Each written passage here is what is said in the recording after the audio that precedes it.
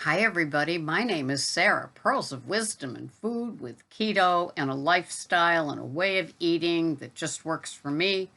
I'm a clean faster, which means that I have only water and black coffee, not even flavored coffee or flavored water during my intermittent fasting period. And then I sit down to one big, hearty, abundant meal. I'm a volume eater, so I love things like ridiculously big salads. Thank you, Amanda Rose, PhD. Eat like a bear. Or my big A salad. Thank you, Mark Sisson. And so those things work for me, kind of makes it feel clean and eating.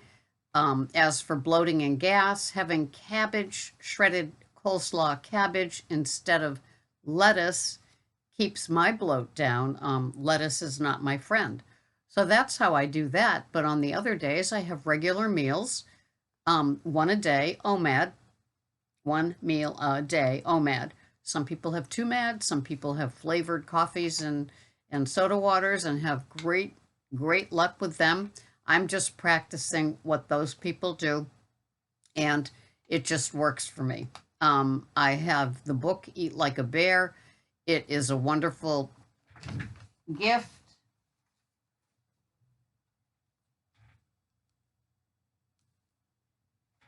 from a turtle here. I love it. It gives lots of ideas and suggestions and ways and what worked for her and how she weighs half her size. It's just a nice motivational book. And the salads and the salad dressings are great to read and see if you get bored with what you have every single day. So I just finished my cup of coffee and I'm preparing for my day. I'll have my little bath, my little date with Dr. Teals in a minute or two, and then I will be ready. I usually do Uber People until it's time for either Uber Eats or Instacart. Yesterday was a day from heck at the end. I had a wonderful Instacart day, and then I took the last order, and my card was declined, and that brings on a show with Instacart. They only communicate through text, and so it's usually somebody that doesn't have English as a first language, and so the communication sometimes gets lost with words. And so I had an order of groceries. I was ready to deliver, and my card was declined. And then, of course, all the experts surround me because they all know exactly what's going on. Not Instacart people, just cashiers and clerks and customers. And so, what should have been like a 30-minute, nice little just cherry on the day turned into a 2-hour fiasco. So I don't forget days like that at the end because I remember what hangry feels like. So for two extra hours, by the time I got home, Greg's on Martha's Vineyard doing a job. So he calls and I'm, hungry, angry, lonely, tired, just like my recent video. And you can put S on it too for either halt or shalt because I was stressed out. But I'm getting thicker skin when it comes to Instacart and their cavalier ways of dealing with it. They don't really value shoppers, just saying. And the customer usually has a lot more rights. And so you have to navigate. It's thick. It's thick with muck and briar and thorns. So I'm getting better at shaking it off, and it's a job, and we get through it. And I'm not the sort of person that at first I get very stressed out about it because, of course, that got to get it done part. So I did, and they didn't get their groceries. They reassigned it to somebody and put it in, and hopefully it went okay for the next shopper with their card. But they assure me the card will work today. It happened to me last summer, and they encouraged me to use my own card for over $200, And I did, and I will never do that again because they said the batch didn't exist and I'm not getting my money back. And who do I think I am? I'm making this up. And it's like, no, no, no, we're not going to do that again. So live and learn, huh? Is that part of the pearls of wisdom? Maybe it is. So anyway, I can laugh about it today, but yesterday I just wanted my big A salad and some guilty pleasure TV while I sat there and enjoyed my OMAD. So anyway, I brought back the S's today because what else am I going to do? We're in that time frame where the S word of stress could come in, and hopefully you're not getting too stressed up about what's supposed to be, what you wish it could be, and everything else. And if you're like me, you have dreams about it anyway. So it's like the event already took place in my head because I dreamed about it. You don't have to be crazy to listen to me, but it helps. So one of the words that came to me was sanity. And sanity is something that, sometimes you just do this and you wonder, am I losing it? Is this what sanity feels like? This new rule, this new protocol, this new way that our governor wants us to be, is this sane thinking? Who knows? But if you live under a state with a way, a governor, a mayor, whatever, and they make the rule, it's like it's just easier to go along to get along, right? So I know I'm not insane. These are just crazy times. So if you're questioning your sanity, just step back, maybe have a quick text or email with a pal where, they will say, it's not you. It's not you. There is one turtle here that always says, she'll talk of a crazy moment and she'll say, is it me? That's what I was doing with my car issue with the dealership. Is this me? And so anyway, sanity. Just be careful of it because sometimes you might feel insane, but that's only because the situation is insane, not your head, right? It's just like one more thing that they're expecting you to go along with in life on life's terms. Life on life's terms.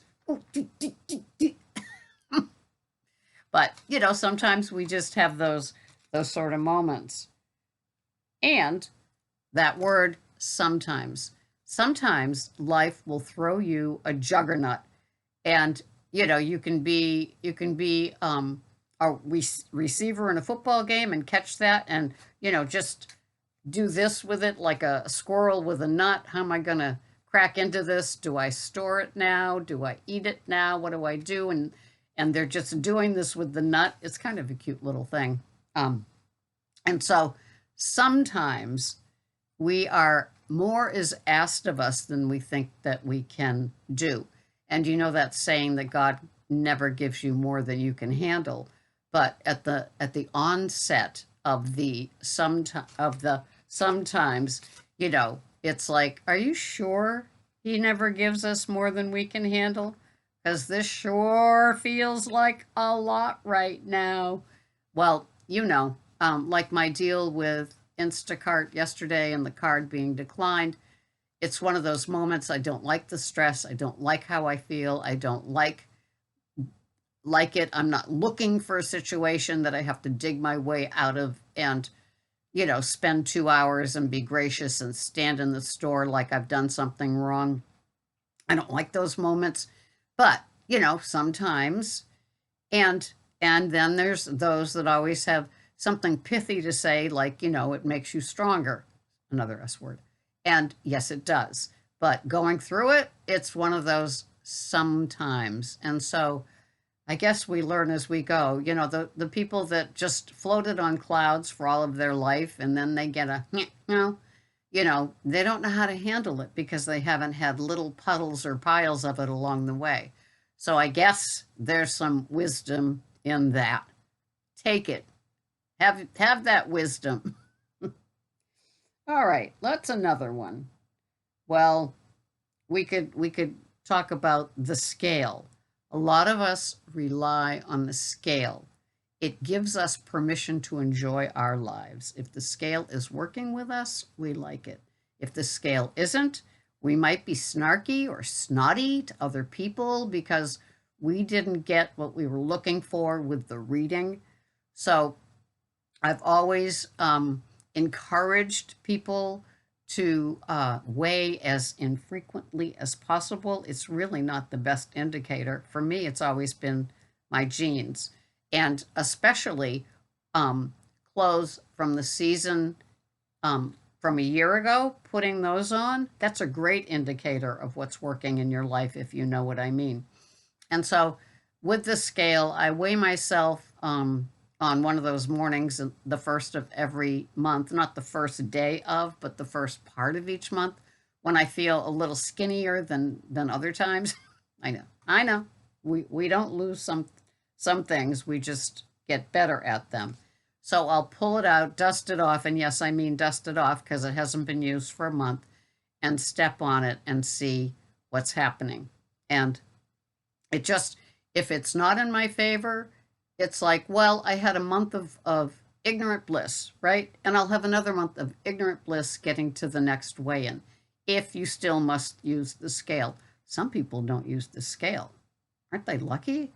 Wow. So, yeah. And some people don't use the kitchen scale either. So, for some of us, I do use the kitchen scale even when measuring out the veggies for my big A salad or my RBS salad. And I use the scale for mixing my yogurt with my Bragg's dressing. I use that as I mix it up and then put it on the salad. So I still use the kitchen scale daily, frequently, and then the weight scale for my body is a once a month thing. And that helps with the sanity. See, it all came full circle. Wasn't even trying to do it. So, anyway, this has been Sarah, Pearls of Wisdom and Food, with some more S words and a little ditty about what happens in my day with stress, how I felt hangry after my 2 hour, just a quick stop off for a few groceries for this person, not day. So, thank you for watching. I wouldn't do this without you. And yep, it's another new day. And with another new day, we'll just have a grab at that brass ring again. Thank you for watching. Bye-bye for now.